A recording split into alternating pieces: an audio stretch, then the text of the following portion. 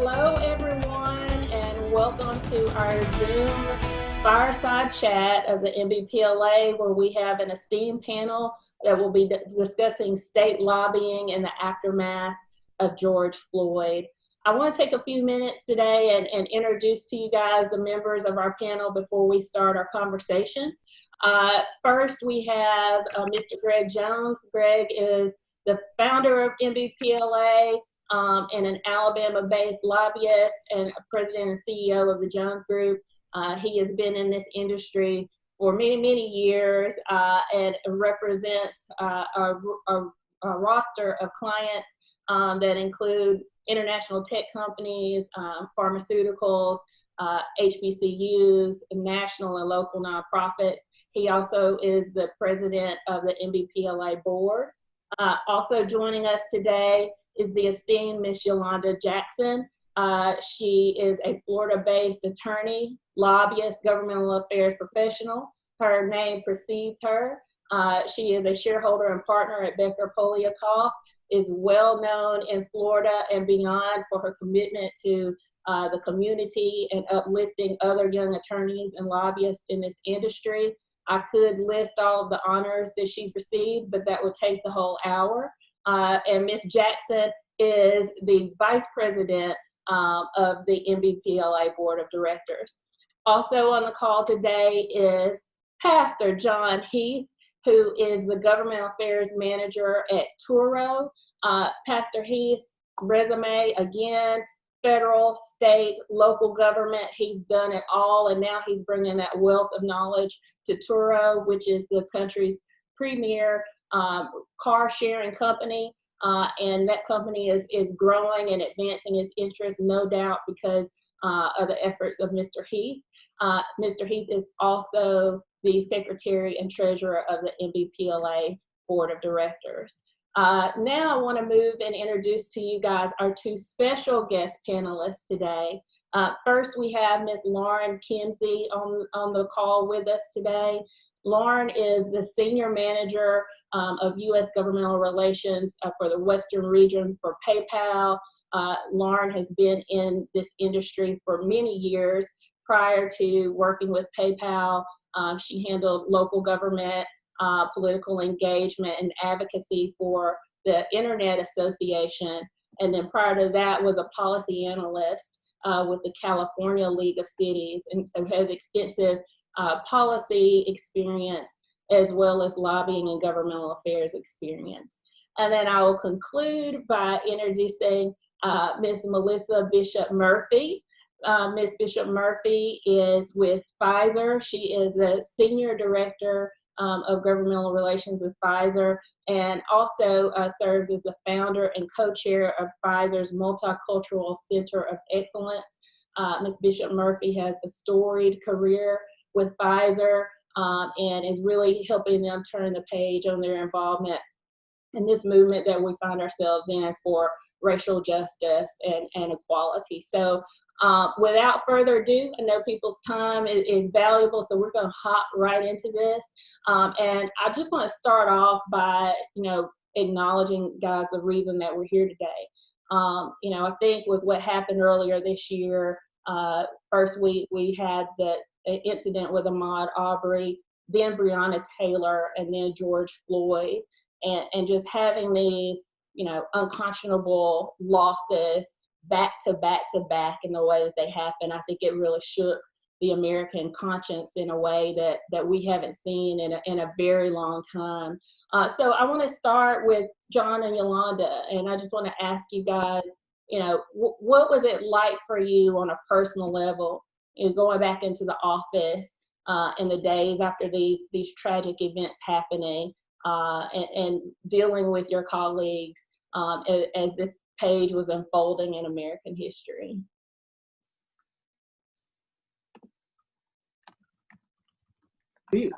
Okay. Listen, I can tell you that watching the actual knee on the neck was very difficult, and it took me a while to process it. what it was like at work thereafter. We were not in the office, so we were still sheltered in place in Florida. And so my interaction was strictly virtual.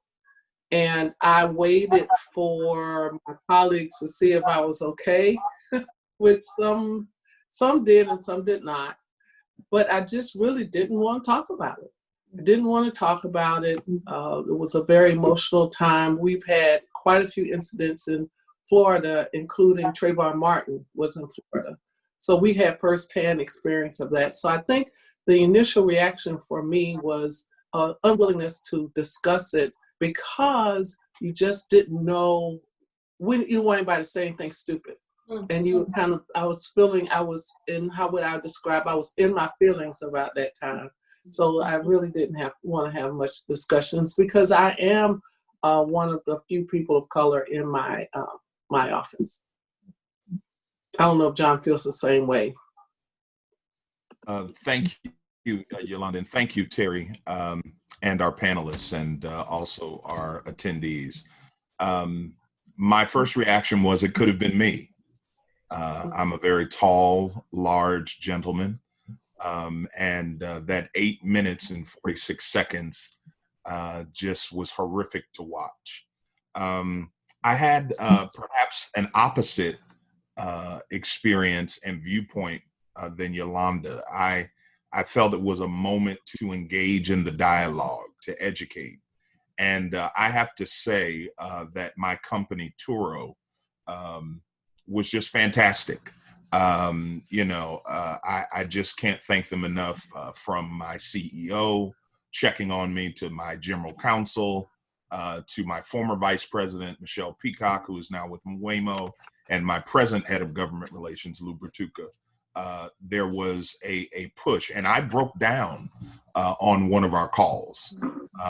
And so for this rush of support, care, and concern, it shows that even out of the most horrific instances, good can come out of it. Yeah, and as for me, the first thing I thought about, one, is this still is happening in America. We hear about these stories all the time, especially on the social media, where we see some of the injustices that that because of the color of your skin, that you get the extra for the same reason that people who have a lighter skin tone than we do, that don't have to go through. I thought about my 21-year-old son as he traveled back up and down the highway, going back and forth from school in a different state. It could be him. It could be innocent, and he just could respond the wrong way. And all of a sudden, you have a George Floyd incident that happened. So those are the initial thoughts that went through my head. Wow. This is a replay of what our pioneers that we said farewell to a couple of weeks ago, C.T. Vivian and John Lewis. Actually, we witnessed over the years of having them crossing a bridge in peaceful demonstration. These are some of the same type things that are happening here in 2020 that shouldn't be, and we should be well beyond those kind of things and actually seeing those things happen. Thank God for social media sometimes. Not all the time, but sometimes in instances like these, I think that's the only way that we're going to be able to move forward. And so, it's troubling. And at the same time, I want to thank all of my white friends and colleagues that reached out to me and say, Greg, we know this happening, but we just don't know what to say. We don't know how to respond. I apologize for it happening. Just hearing for the ones who took time out of their day to call, say, hey, brother, I'm beginning to get it now. I don't live in this world and they don't go through the changes because of my skin complexion, but it's not right. So I salute all the people who reached out to all of their Black friends and offered their sympathy and condolences for the things that are happening in this world. So that's my initial reaction on it. Melissa, Lauren, what about you guys? well, frankly, I cried. I have brothers. You know, Black men play a very important role in my life, and to think that that could have been any one of them. And to hear George Floyd beg for his life and to call his mother as he did, that was heart-wrenching. But what brought me hope was his youngest daughter saying on camera, "My daddy changed the world." And I truly believe out of the mouths of babes, right? Because what we have seen in corporate America, the engagement around systemic inequities, like healthcare disparities, is more. I've been in the healthcare field over 27 years. And this feels more than a moment. It definitely feels more like a movement. And as we talk today, I hope we talk about the actions that the National Black Professional Lobbyists Association can do to make this continue to be a movement and not a moment. Absolutely. Lauren? Well, there's not much more I can say that hasn't already been said by the panelists before me, but as a white woman living in California, seeing that on the TV, on social media, yet again, it makes you incredibly angry, and I felt helpless. As somebody that tries my best to do the best that I can every day to make sure that people are treated equally, it's the way that they should be. It was very emotional because I have my mentor in Sacramento is a Black man. And just thinking about him for a second in that position is just, it's so incredibly heartbreaking that, I just have no more words. And so all I can do is tell my friends and show up and let them know that I'm here for them in any way possible. And it's kind of taking what Melissa said earlier, making sure that the momentum that's being built around this makes it an actual movement and not just a moment. That was really well said. I like that. Thank you. Love that. And, we certainly are going to dedicate a large portion of this call to discussing, our individual responsibility as governmental affairs professionals and this organization and corporate responsibility. But before we shift there, I want to ask you guys, taking that emotion that we all shared after seeing these events unfold, and then having to still maintain a level of professionalism in addressing your colleagues and legislators and the people that we're all paid to persuade and to advocate before. And I really want to direct this to you first, Lauren, because I know the California legislature is still in session, but I do want to get feedback from everyone on this. But Lauren, how has these events, how have they impacted the conversations that you're having with legislators and local governmental officials, and what sort of policy discussions are you seeing in California as a result of this? Great question. So I would say immediately after George Floyd's murder, we had several legislators and the governor came out with press releases, calling out police brutality, saying that there needs to be changes made to the system. We did see a few bills be introduced in California, specifically regarding rubber bullet bans and karate chokehold bans. But unfortunately, I haven't really seen much more in the legislature. And, we are in the middle of a pandemic, and the legislature right now is they're figuring it out day by day, how they can keep their folks safe and healthy. And they've had to considerably cut down their bill loads, just like several other states have had to do. And so with the two big issues that we're facing right now, the social unrest and the coronavirus, it's creating a lot of opportunity, but the coronavirus right now and that conversation is kind of taking up all the air. But what I've been more positive about when I'm seeing now in conversations about the impacts of coronavirus on communities of color and underrepresented communities. And that, I think, is a conversation that really needs to start sinking into legislation and legislators as they're going forward and looking at their policy packages for next year. There's going to probably be special sessions. We're not sure in California yet, but I'm sure other states are going to have special sessions. And just trying to figure out how we can wrap our heads around all of the data and get our fingers on all of the data, the true data that's happening, so we can get the best picture of who's being impacted. And then that way we can solve a racial equity and a racial justice issue when it comes to healthcare, like Melissa was talking about earlier, and healthcare access. I think that is a way right now that the momentum from George Floyd's murder is kind of bringing to light a different conversation that maybe we wouldn't have had if those incidents hadn't happened and we still were in the middle of a pandemic. I'm hopeful. The governor, Gavin Newsom, he's been openly supportive of Black Lives Matter. He's looking for ideas.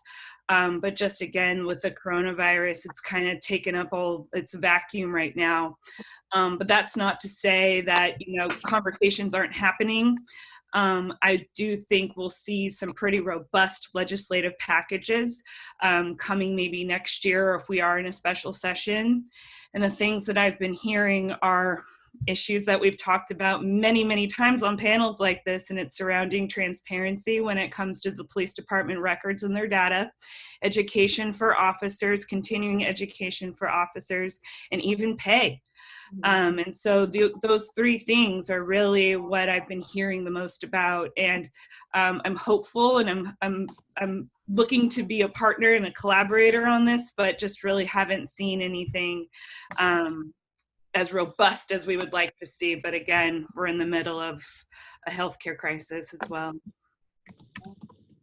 And I want to hear from everyone on this, but next I do want to go to Greg, because if there's any state that's the complete opposite of California, it's Alabama. And so, tell us what your conversations are like in Alabama. I know we're not in session right now here in Alabama, but tell us a little bit about what you're hearing here. Yeah, complete opposite in a lot of ways, and complete similar in a lot of ways. I will start by just talking about some of the conversations that have been going on in Alabama. Although we're not in legislative session and we don't come back until February of 2021. Most of the conversations as relating to this particular issue is being like with the Black Caucus members, with the governor's office, with business and community leaders. And the common thing from the business and the government side of what can we do? So I've been privileged to be on several calls with the Alabama Legislative Black Caucus, with the governor's office, and also stakeholder meeting with like the Business Council of Alabama Executive Committee. And of course, I think it's probably universal. The conversation is going on. Okay, what are we going to do when we go back and change policies when we go back in the legislative session, put these statutes into laws? Some of the biggest things that they're talking about, of course, is police reform. That's a hot topic. What can we do to make a difference from the way the police officers treat not just Black people, but everybody? We want to be treated equally and fairly across the board, not just because you have a greater tan than other people. We've been talking about a big topic around the country, and our firm has the privilege of working with a national group around the Confederate memorial statues changing.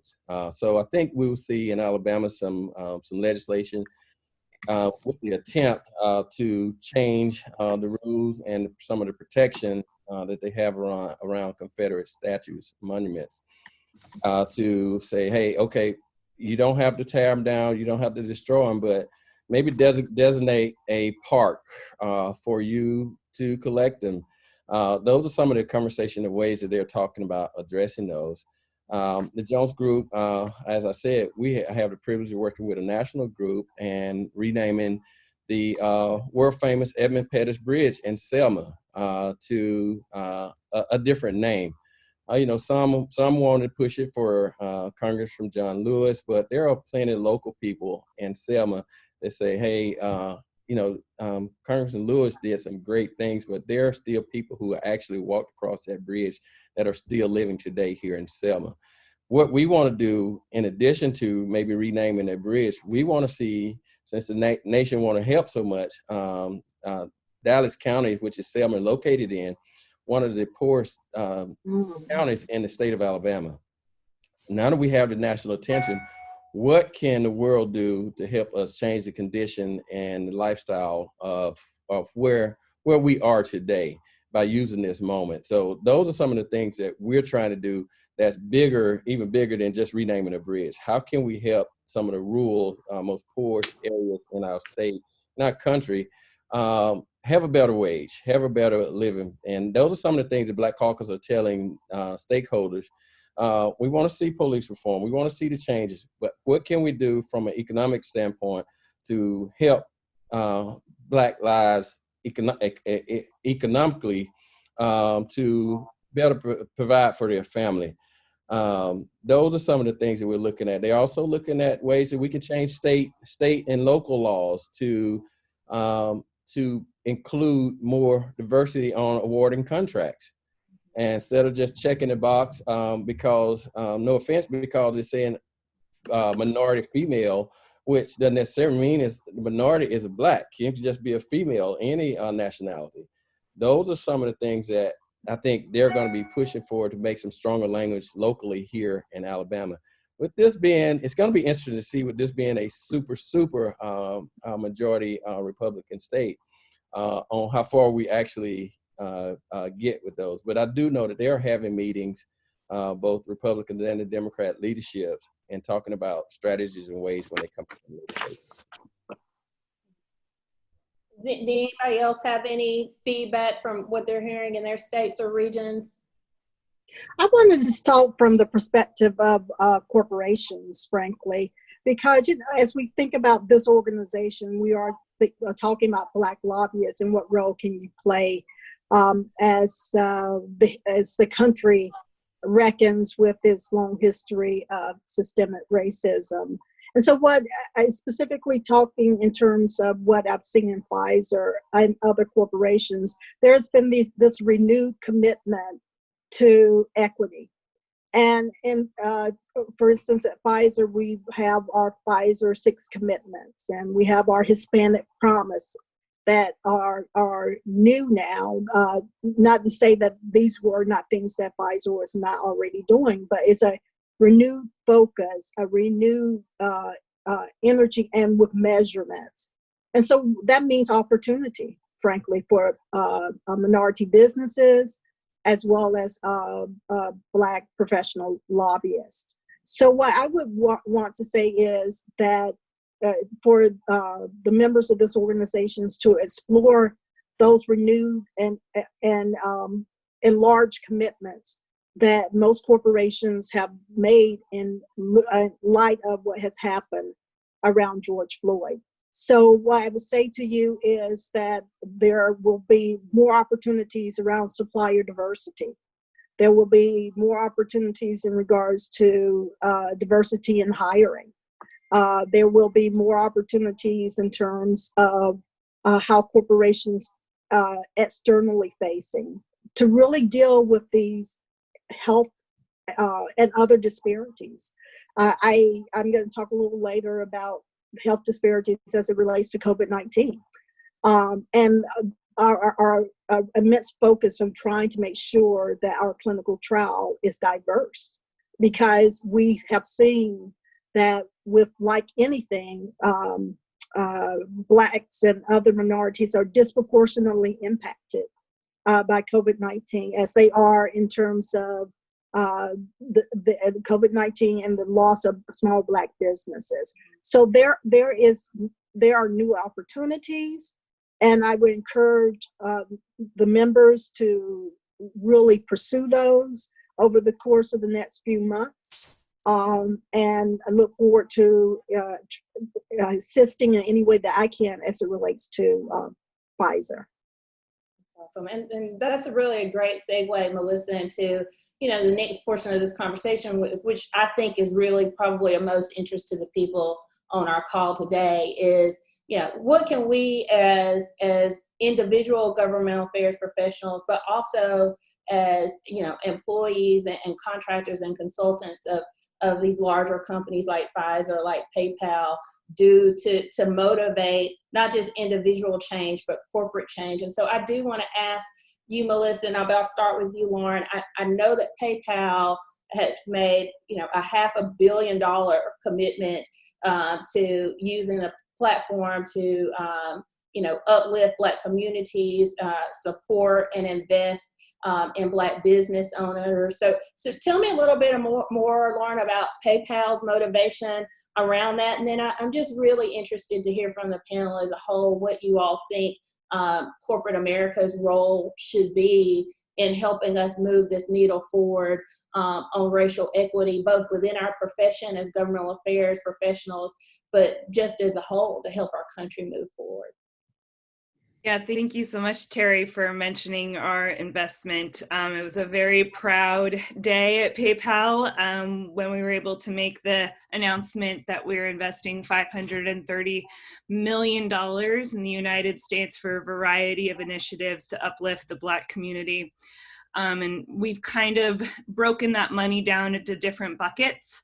And $500 million is a large sum, and we are not looking to just spend it all as quickly as possible. We are being very thoughtful in how we are investing. We are putting a lot of focus on Black-owned banks and credit unions and investing in actual community financial resources.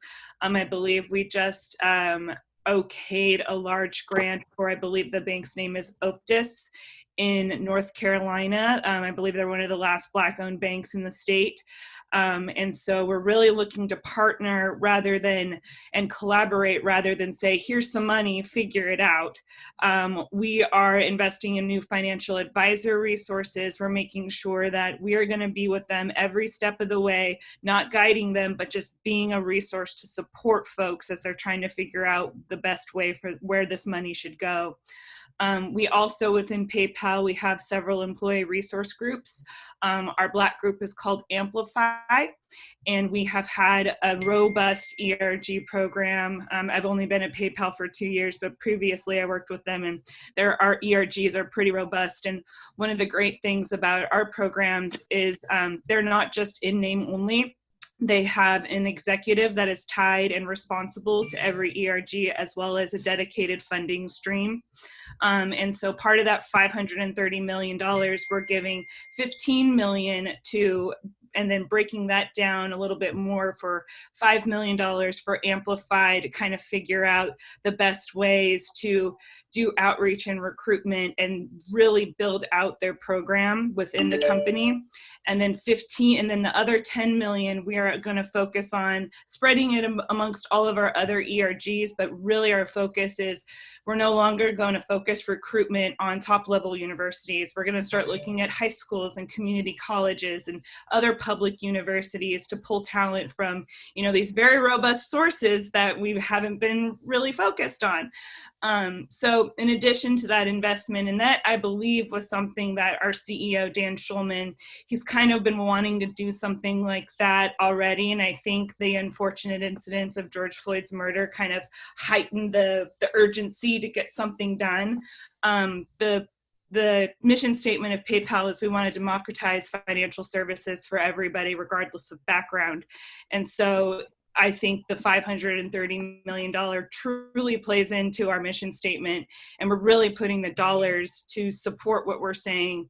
And one of the things that I tell folks when they ask about our investment is, we don't want to be that fly-by-night put out the fancy press release and say, great, we're going to do X, Y, and Z, but then have no investment, no actual sustainable resources that are supporting that.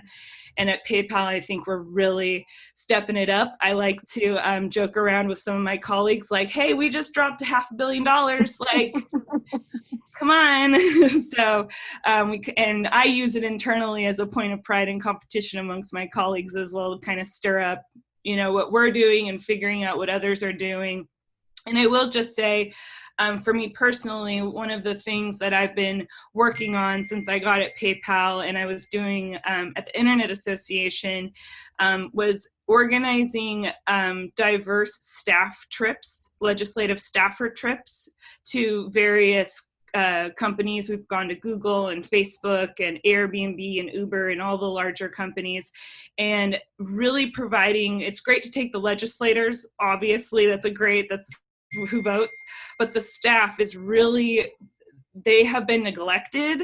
They need to have a little bit more investment. And in California, there's the Black Staff Association, there's the Latino Staff Association, LGBT women staff associations. And if anything, that's one of my personal promises. And I want to do more outreach to the staffing associations of these diverse groups, just to show them that there's a pathway to get into, if they want to do private GR. I don't know if they want to leave, but, just in case they want to have an option.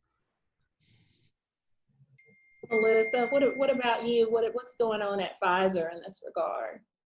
So a couple of things. I mentioned that we're really looking in our supplier diversity area. But in addition to that, most pressing for us is making sure that our clinical trial for COVID-19 is diverse. And when I say that, I'm talking about Hispanics and African Americans in particular. You guys have heard the statistics, so I don't need to regurgitate those. But we are working very quickly on the vaccine. Some of you may have heard that we are in what we call a phase 2-3 clinical trial. And our phase 2 clinical trial is we're looking to enroll 30,000 participants in that trial. It consists of 2 injections, one done initially, and then 3 weeks later, you get the second injection. We'll follow the person for 2 years. Our goal, our hope is that we will have some readout soon after that. But, this has been a whirlwind. We first did our phase 1 clinical trials and got our results July 1. And by July 27th, we had started our clinical trial enrollment. That tells you how important finding a vaccine is to this country, to our economy, and frankly, to African Americans. So my call to action today really is to ask that you guys, if you know someone, if you want to, we would love for you to reach out and learn more about Pfizer's clinical trials. We have clinical trial sites all across the country, and what we've tried to do is ensure that the clinical trial sites were in areas that African Americans and others could easily access those clinical trial sites. So we, again, our real focus right now is to finding a vaccine to stop this COVID-19 pandemic. And Melissa, I know that there's so much interest in that. And so I want to tell you and tell everybody on the call that we blocked off a little bit of time so that Melissa can really give us an update on where things are with those trials. And this new center that Melissa, I believe you're a co-founder of, is really focused on, making sure that Pfizer is making decisions that ensure that everyone has access to this, and that Pfizer is contributing to the effort to close healthcare disparities. So I just want all our attendees and our panelists to know that we're definitely going to block off a little bit of time because that's just such a critical part of this moment that we find ourselves in. But thank you, Melissa and Lauren, for that. And let me shift gears I want to talk to our founders, and for those on the call who don't know, Greg and Yolanda and John really came together to build this organization out of a dire need. And they had a very clear vision of some of the things that they wanted to accomplish within the governmental affairs industry.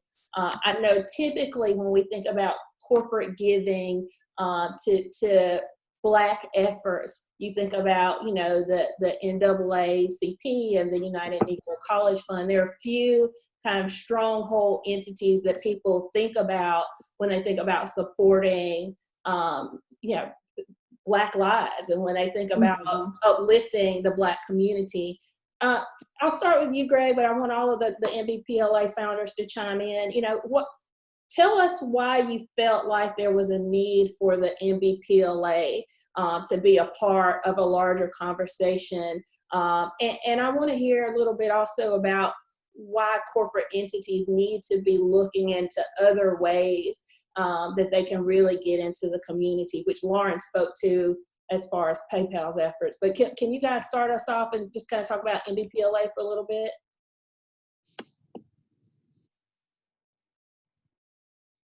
Greg, you gonna start us? Greg, I think you're on mute too. Yeah. All right, let me try again. So yes, NBPLA was started out as a vision because I'm a contract lobbyist, and probably I don't know if there's a redder state than Alabama, has been a challenge. One, if you say, for me, for instance, I consider myself a professional Black lobbyist. I consider myself, outside of that, a professional lobbyist.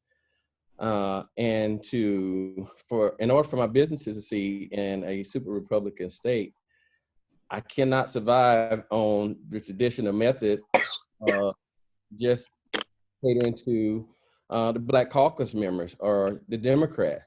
So, and the challenging part, and the reason I think the Black NBPLA is so needed is because we have to get the word out that there are professional in the government affairs industries who can and are able and capable of handling tough issues or reaching out to a party that you wouldn't believe that somebody Black is a part of, or can get anything accomplished, because we do have those relationships, because we are professionals. Treat us as if we are on the same playing field as a lobbying shop that's been in business for 30 years. If we have a proven track record and we prove that we're capable of handling those things. And I'll give a perfect example of when I first started the Jones Group in 2005. I started in 2004 with a state employees union, and decided that, you know, with my entrepreneur spirit, that I can do this on my own. And I don't see a lot of people that look like me actually doing that. So I said, I think I can do it. I can make a difference. So because I had a relationship and tipped my hat off to Melissa, Melissa was one of my first clients that I started out with 3 clients in 2005. Because we had the relationship, Melissa had enough confidence and faith in me that she said, okay, Greg, I'm going to bring you on as Pfizer lobbyist for the whole state of Alabama. We don't need anybody else to help, but we got you, and I know you can do it because I believe in you. And Greg, may I say this though? One of the things that I have noticed is that you're right. It is when the African American lobbyist is brought in, they're brought in as part of a team instead of having that full account. And what I would say is, as we talk about in light of George Floyd and what does this all mean, push back now these companies and say, you know, you can do it all, and that you can build the team, or you currently have the team to do the entire portfolio of issues that company might have. And look, your background was not pharmaceuticals, but you know, relationships are important, and you certainly had that when I was looking for a contract lobbyist in Pfizer. So I would say, you can handle the whole pie, and as Greg did so well for us at Pfizer. So I just wanted to make that point. Yeah. Are you finished, Mr. President? Oh, yeah, go ahead. We can have an open dialogue. I've never been this quiet in my life. Go ahead. Well, let me just chime in. I think what Greg and Melissa pointed to is when I came to Greg about, hey, we need to form this. And then Greg said, hey, we can't do it without the Queen. So we had to call Yolanda. And this synergy was about providing opportunity that we just don't get. Initially, we were birthed out of an experience of Greg not even getting an opportunity to present to a company to even represent them. And so instead of us crying about it, we said we're going to do something about it, and we're going to bang down the doors of C-suite folks and other decision makers across industries to make sure that particularly Black lobbyists, as Melissa so aptly shared, have the capacity not to just be the Black lobbyists and to target the Black caucus and others, but I'm a person who's worked in both the RNC and the DNC. Greg has bipartisan qualifications.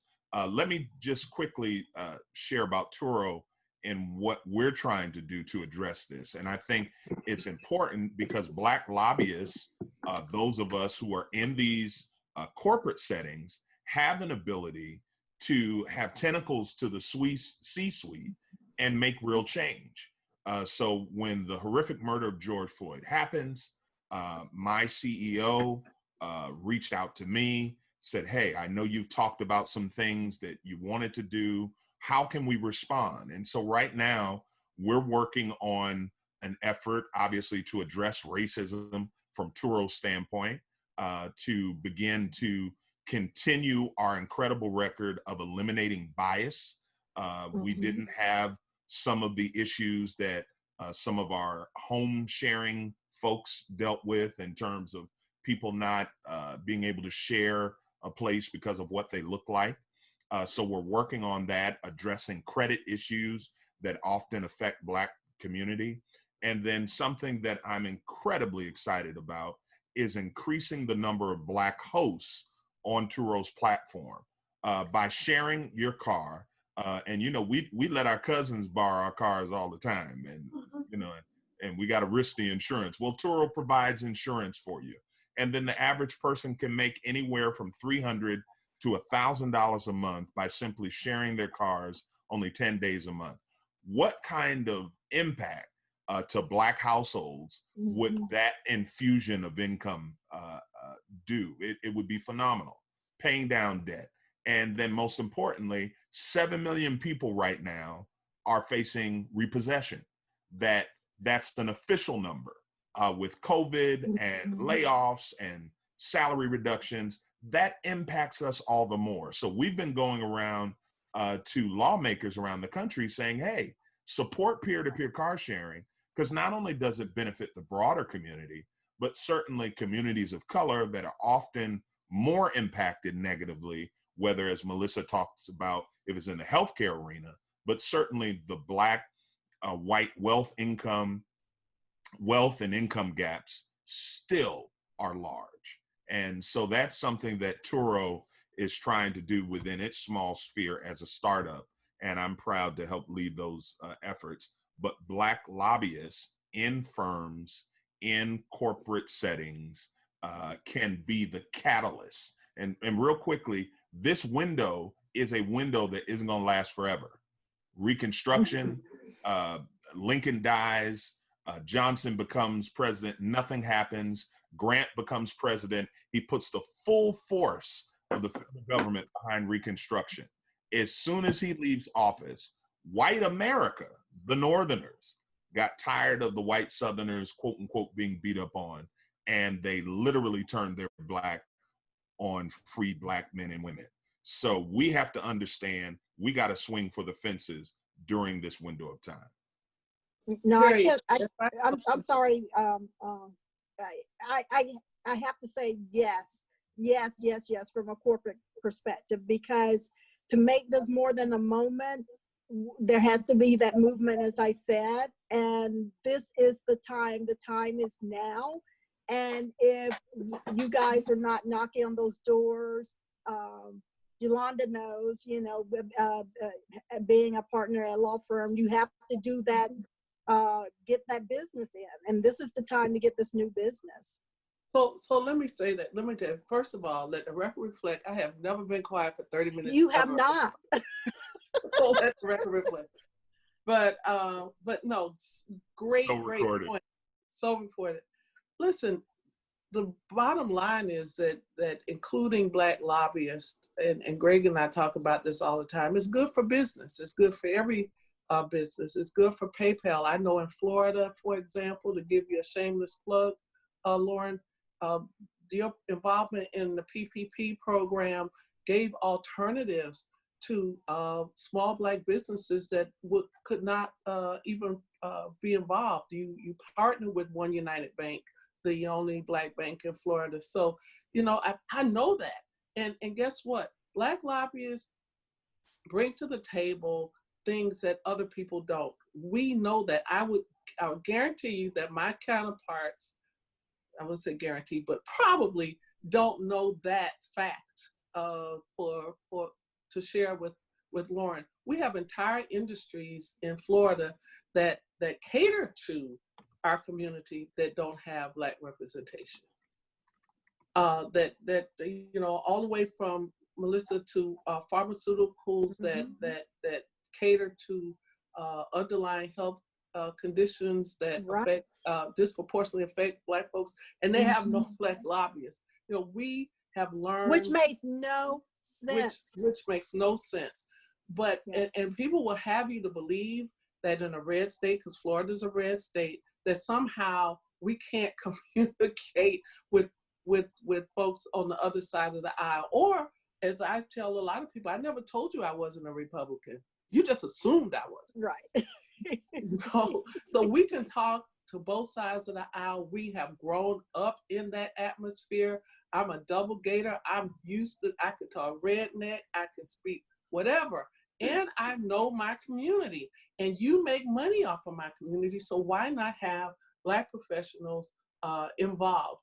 And I also want to say, we as Black lobbyists also have learned how to advocate on behalf of organizations that have had no opportunity to advocate. Greg mentioned he represents historically Black colleges. We talked about coronavirus relief funds coming down to historically Black colleges and how they could take advantage of it. And I have to give kudos to our governor, who is a Republican, who is close to Trump, that helped make sure that we got $20 million of recurring funding for our private historically Black colleges in Florida.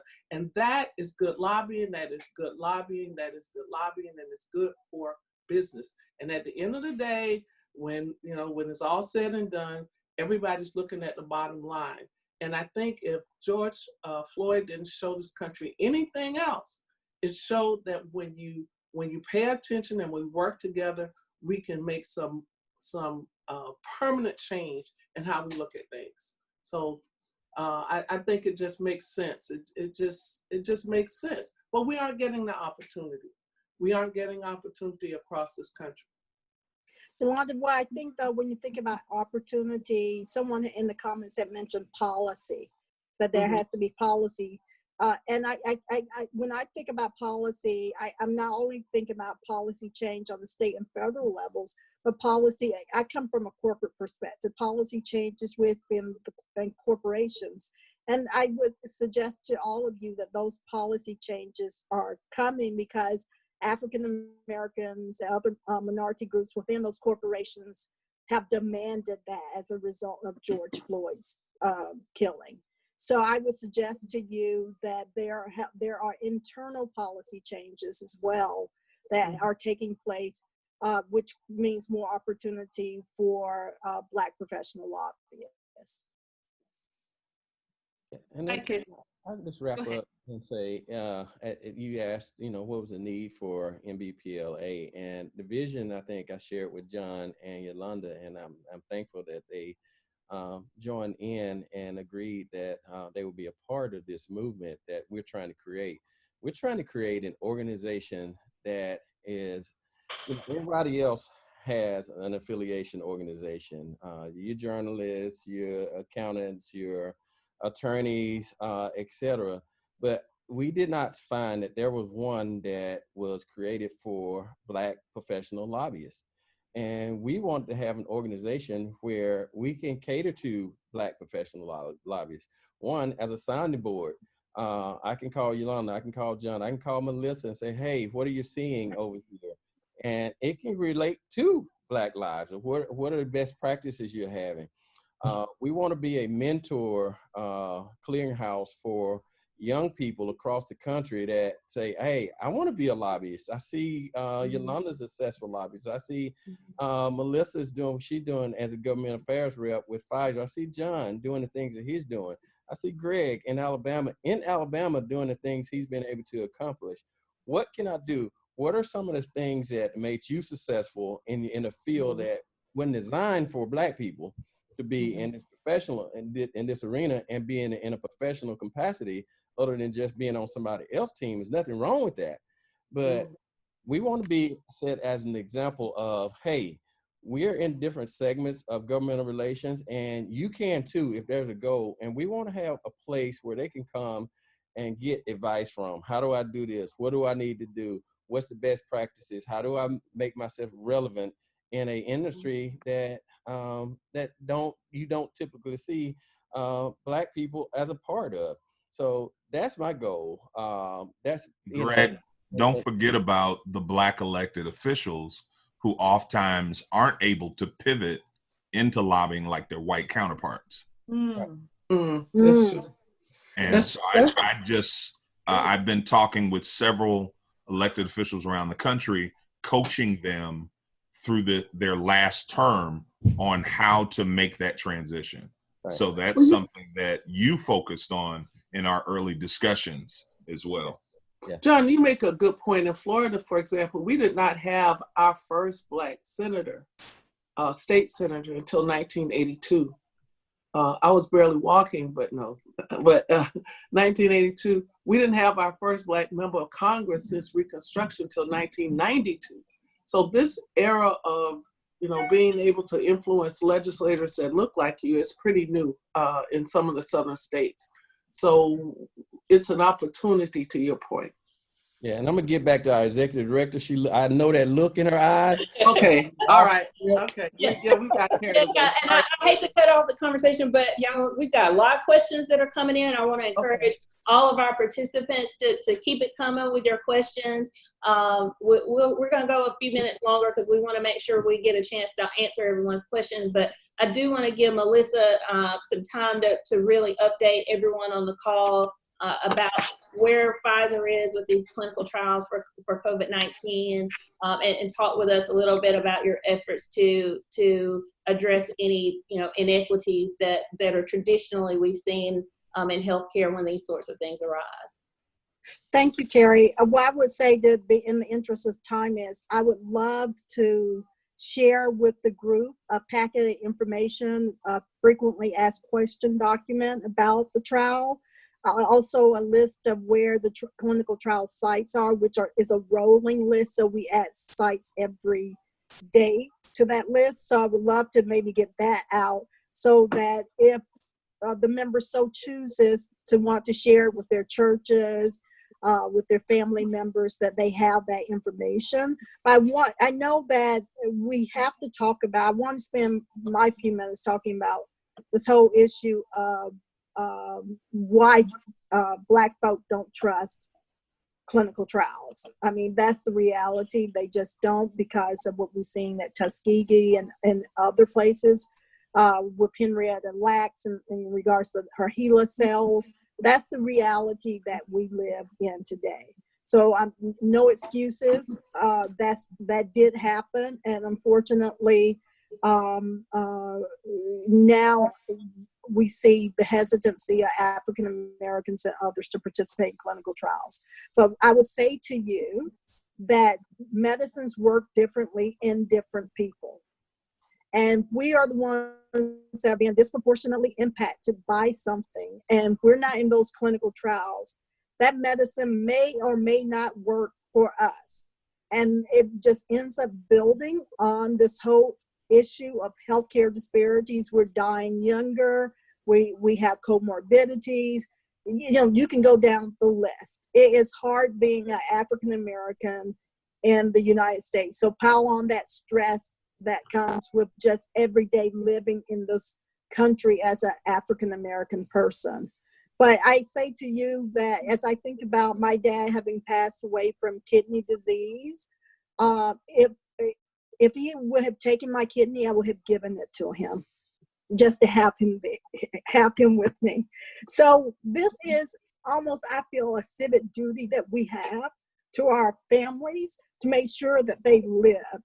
So whenever I talk about my dad, I always get upset. So anyway, the bottom line is this is important to our people.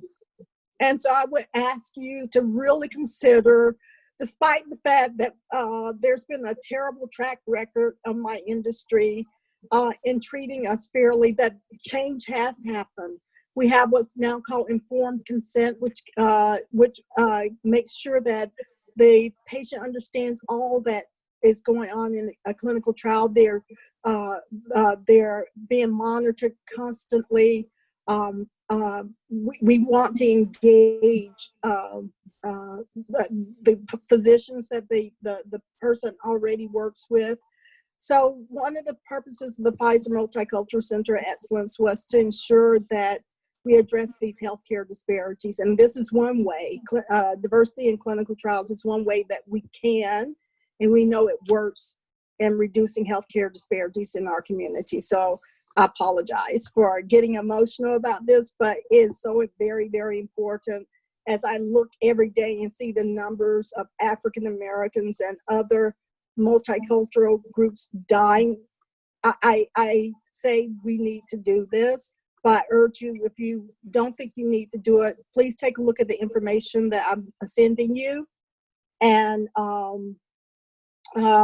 will be happy to talk with you individually.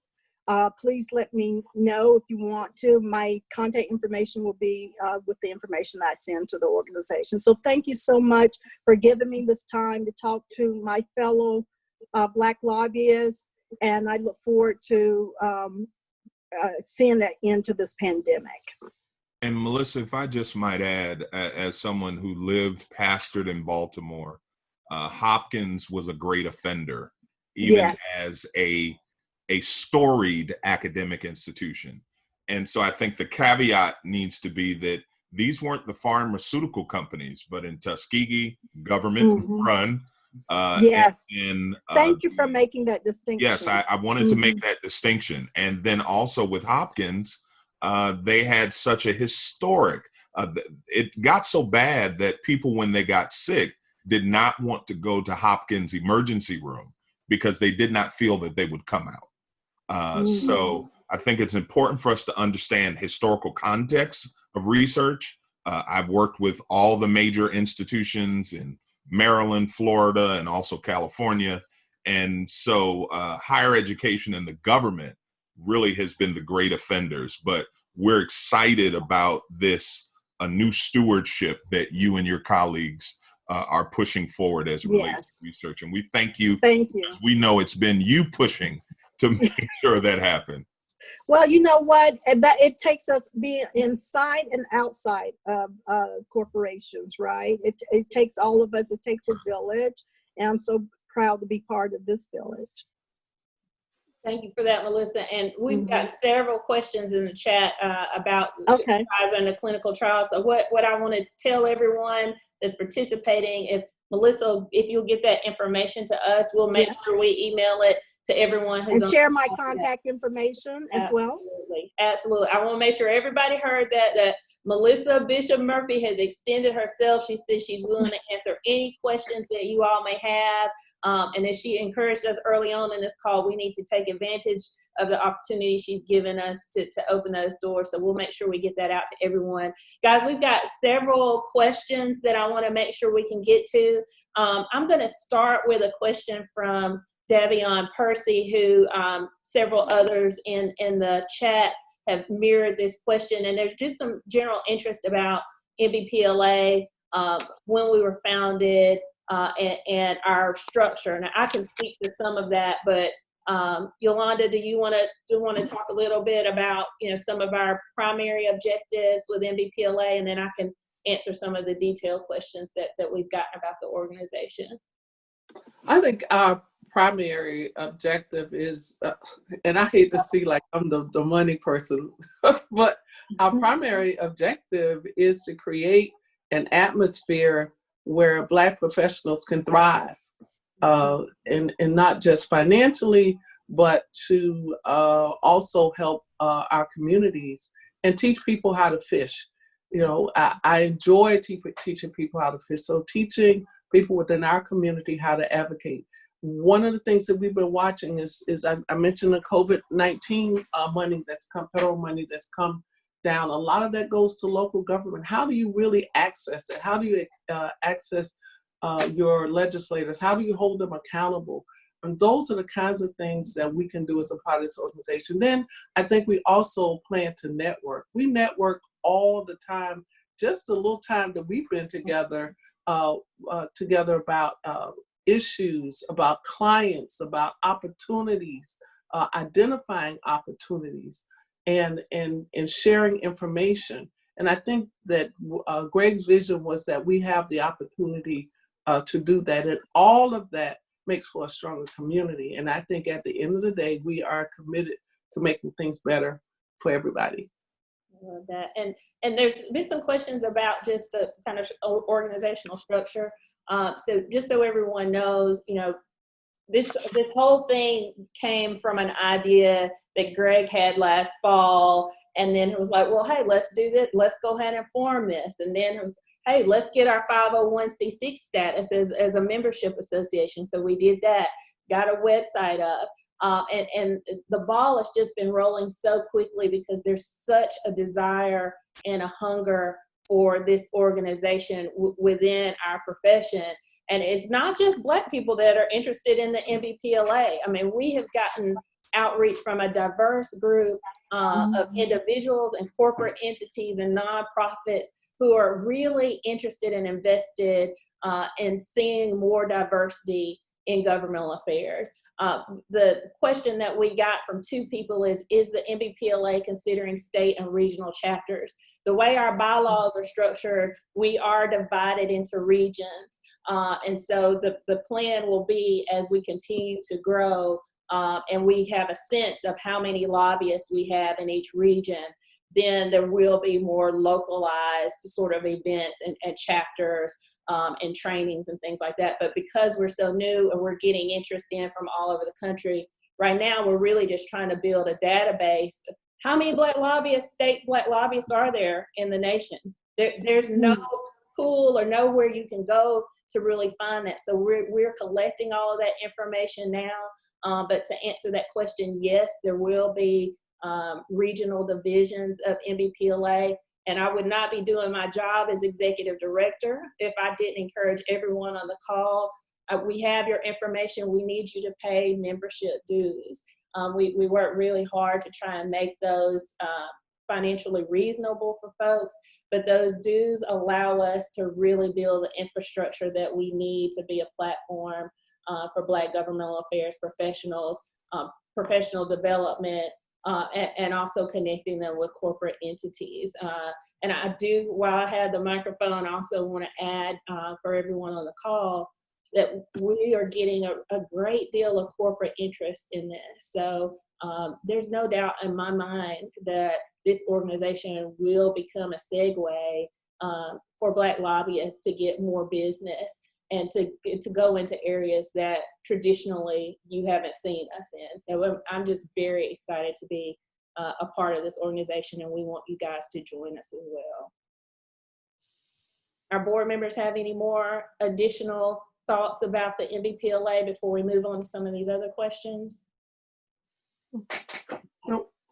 Okay, so we've got a question from Tigeron Wells. He says, this time is truly unprecedented from the standpoint of corporate entities pledging investments in the Black community.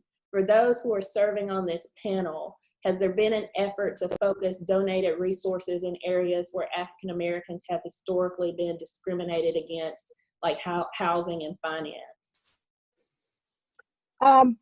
I'll start. Pfizer has given $5 million in terms of what we call social justice grants and COVID-19 related grants, specifically to multicultural organizations. So the way we did it is we asked key African American organizations to submit a proposal, and we funded because we didn't want to say this is what needs to be done, right? We wanted the organizations which is on the ground in the communities to say this is what we need to do.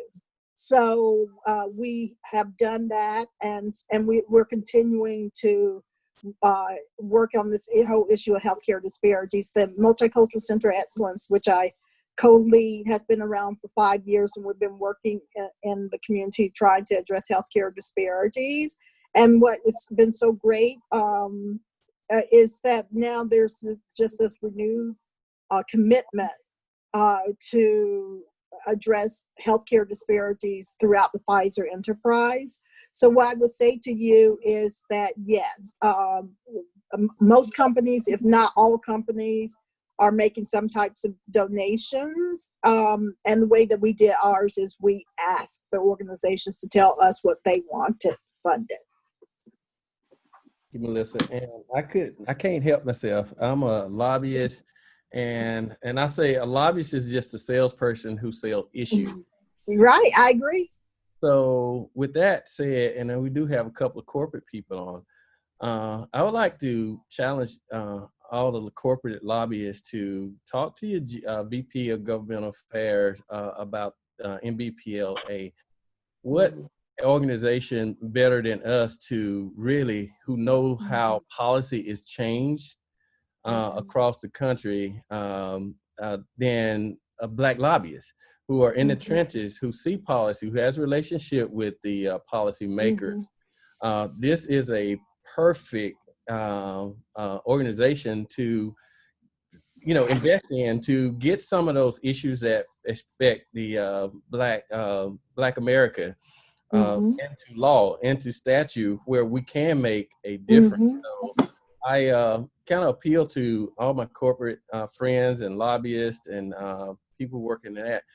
Think about organization outside of the traditional organization, as Terry and Yolanda called earlier, and look at for some of those who are creating an opportunity to spread the wealth, spread prosperity across the country, and has a platform that can actually, in fact, make changes instead of being a grant. We were investing in the cultural and the changes that this country so much needs. Totally agree with you, Greg. And to that end, Mr. President, our esteemed Executive Director, Terry Reynolds, for those of you who will partner with us and seek to influence the decision makers at your corporation, we do have a deck prepared for you to highlight not only the history of NBPLA, not only the programming, but the future vision. And one of the things with Greg being our president, Yolanda being our vice president, both of them as private contract lobbyists, Greg as an owner, Yolanda as a shareholder, what we hope to do also is help grow Black firms. So we're not just talking about opportunity to just get positions, but what we're talking about is supporting what has been part and parcel in the fiber of the Black community, which is small Black businesses. And so as folks are looking, obviously, to take advantage of corporate or maybe get with a private sector firm, we also want to build and grow to scale Black firms around this country, so that that level of wealth development, when we look at our white lobbyists, we see their children following them. And so this is now not only just opportunity, this really speaks to creating generational wealth. Yeah. So our next question comes from Lorenzo Bellamy. He asked, what has your experience been with having conversations with Black legislators encouraging businesses to engage Black lobbyists? Londa? I will take that one. I mean, I think that for me, the 21 years that I've done this, I have had some of the most supportive legislators that you could ask for. And Melissa knows Noble Women, some of the national legislative organizations, Laura Hall in Alabama. Yeah. Just totally support you, whatever they know how to do. But they're learning too. They're learning how to tell corporations, listen, you know, I think the one example is where one of the congressmen says, listen, I like the SEC, but I want to know about the MEAC or whatever that, the HBCU football. SIAC, I think, SIAC. Yeah, whatever, but you get my point. So, you know, I think helping Black legislators understand that they have the power to help direct business our way is very key. Access is what people pay lobbyists to do. And if they don't give us access and understand that we are also helping their districts and their communities, then we can't be successful. But I think my experience is that there are some legislators that are hesitant to say, Johnny knows exactly how I feel about that. That's all they have to say. And maybe the corporate people can talk to that. If a legislator tells you, you know, I'm comfortable working with A, B, and C, generally you're going to go and find and make sure that ABC is a part of your team. Well, I have a perfect, I'm sorry to interrupt. I have a perfect example when the South went from being a very Democrat-led body to a very Republican-led body. And I'm really dating myself by even talking about this.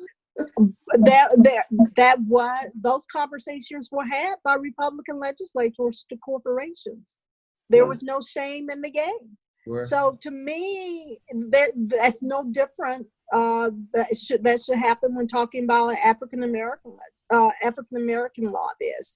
I mean, I have my own personal story. I was working as general counsel of the Medicaid agency in Georgia, and suddenly the commissioner of Medicaid is telling me to come over to the state capitol with her. I'm like, why am I going over to the state capitol? In my mind, I'm thinking about why am I going over there? And turns out the majority leader at that time had told her that he was not going to entertain any conversations again with her until he saw somebody that looked like him there. So I was practicing as an attorney, not a lobbyist, and here I am going over to the Capitol, and that's how that happened. That I started working as a lobbyist. So it was because a legislator asked for a Black lobbyist, and they didn't have one, so they brought the Black attorney. So there you go. I love it. Love it. Okay. Any other comments on that question before we move on? Okay. So Brittany Allison asked, aside from the response from state legislatures and the federal legislative and regulatory responses that often make the news, have panelists seen much of a response from state regulatory agencies like the Department of Health reacting to healthcare disparities, or other state agencies considering police reform and social justice? And has there been any significant lobbying effort on that level, at that level of government? In terms of healthcare, I would say yes. There've been COVID relief packages in pretty much every state, and so they've made it easier for healthcare providers to do business. So telemedicine was something that was passed in a lot of COVID relief packages. I know that we're very engaged in making sure that people have access to vaccinations. So that's some policy issues that are being discussed now. But to me, there's still a lot to be done in terms of advocacy. So in regards to social justice and all of that. One great thing that did happen also during COVID in Georgia was one of the few states that did not have a hate crimes bill. And the hate crimes bill was passed in Georgia as a result of the social justice movement we've been seeing. And I would just say for the financial service and fintech arena, we're seeing, at least in California and New York and in some of the other more active states, they're looking to expand and revamp the business oversight authority of folks for financial products, new financial products, lending products, payday lending, check cashing, debt consolidation services, credit reporting, that kind of stuff, because we've seen some bad actors out there that prey on folks and just are able to decimate their financial futures. And what we've been seeing at PayPal and what we've been trying to do ever since we spun off from eBay 5 years ago is we have taken a different approach to our approval process. I kind of like what we say internally is like, we want to get to that yes. We never want to tell somebody no on a loan. And we will use different types of metrics rather than the traditional credit reporting in the banks and the other credit bureaus do use. And we've been able to service more small and medium-sized businesses as well as individuals that way. But specifically in California, the Department of Business Oversight, there's trailer bill language, there's been a budget appropriation, and they're looking to do a pretty massive expansion and changing the title to the California Finance and Innovation or Oversight Regulatory Board or whatever it is. It changes. But there has been, at least from the fintech and financial product side, an increased focus on making sure there are safeguards for people when it comes to their financial products and services. And so, yeah, in California, there's a massive lobbying effort. I will say there's the corporation side, there's the consumer advocate side, then there's the small business side, the small to medium-sized business side. And really what we'll see through this effort and hopefully is that, and want to backtrack just a teeny bit for why the DBO is being expanded is the CFPB that was created under Dodd-Frank under Title 10.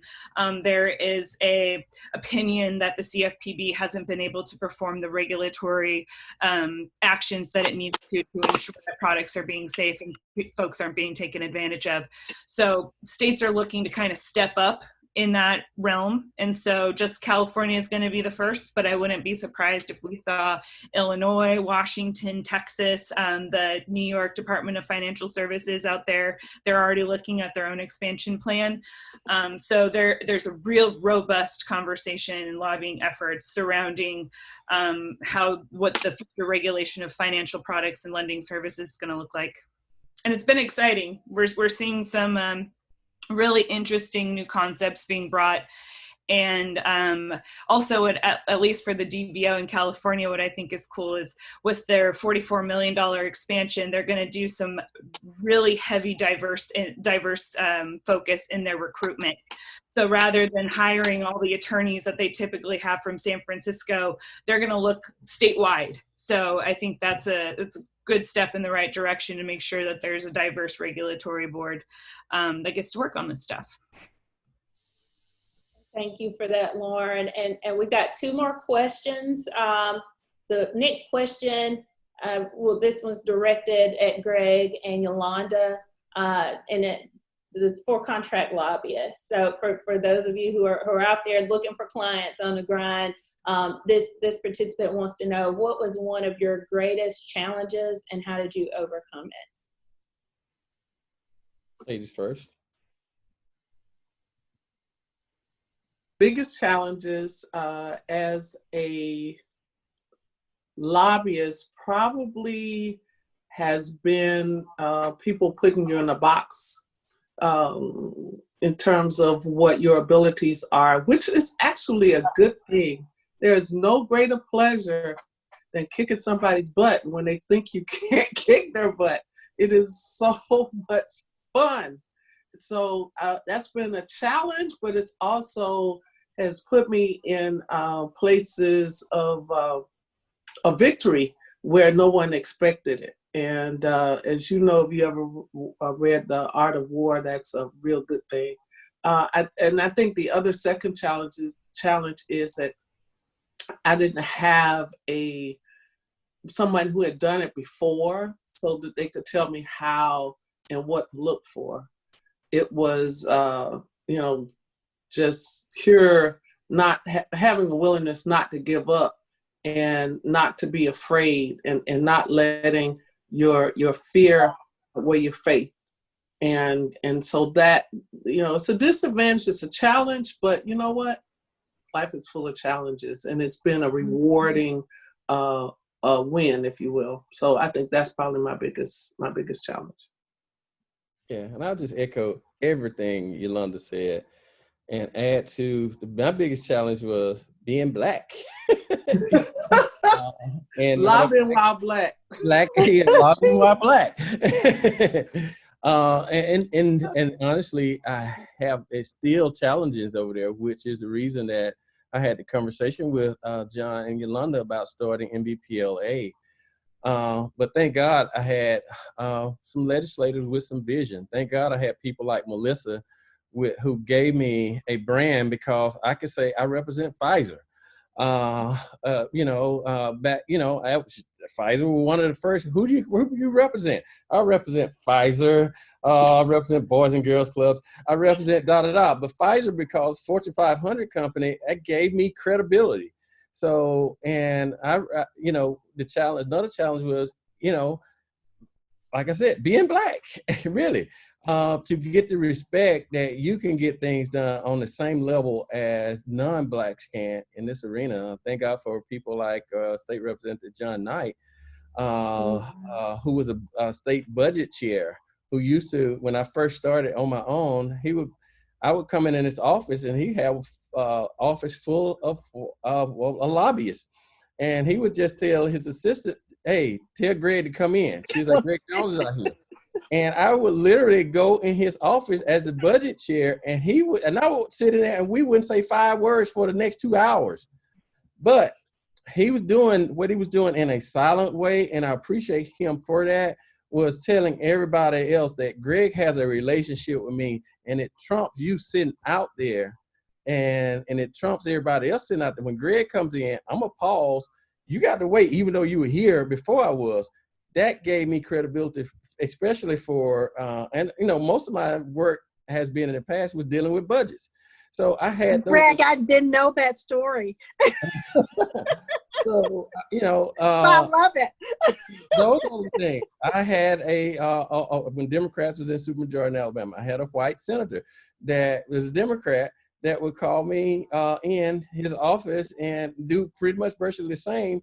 And, we came up with a client. He came up every time I said, Greg, how you doing? So I need one more client. Every time I come in, one more client. And he actually advocated to corporations on my behalf. So the answer in the short term, develop relationship with some of the key influencers. If it's not the pro tem, it's not the chief of staff in the governor's office, develop a relationship with a committee chair or vice chair, people who have influence, develop relationships. This is relationship industry. And once you learn that, I think, you probably can see some changes in those challenges that you have to overcome. And Terry, Greg, I was going to say also that I listened to your first meeting on YouTube, And someone had made the suggestion, look, also develop relationships with the new legislators, Yes. because they will be sometime one day be the chair, and they will one day be the speaker, and one day be the president pro tem. So I thought that was an excellent piece of advice that they are repeating for this meeting. Yes.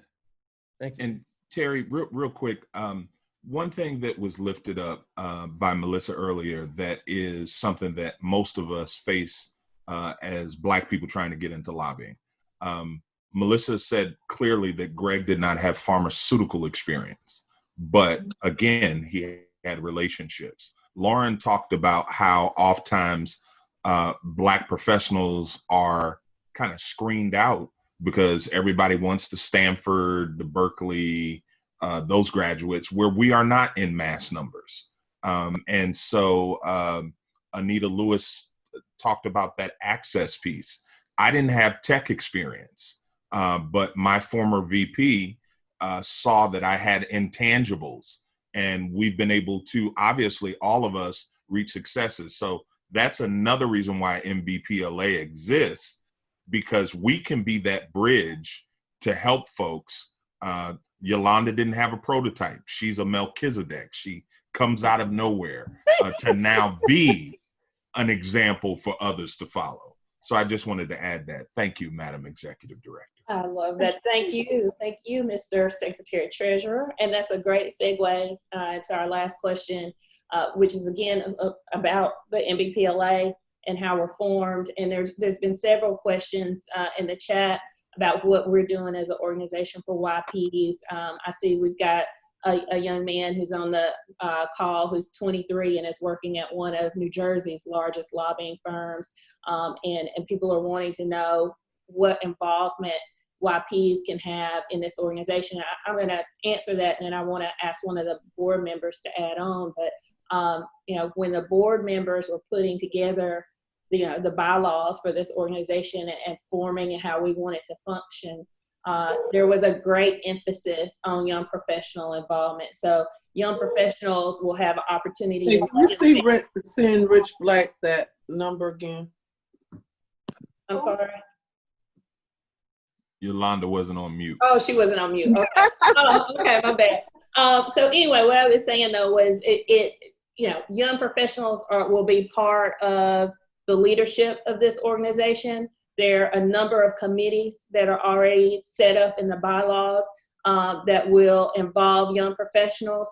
And I do want to make a plug that next week, everyone will be getting an email. Everyone that's subscribed to MBPLA will be getting an email, but there will be a call within the coming 3 weeks for members of the MBPLA. That's people who have paid their membership dues, all paid members, including young professionals and student members, where we will have a conversation about the things that this organization can do to not just support Black lobbyists, but young professionals, college students who've demonstrated an interest in this arena.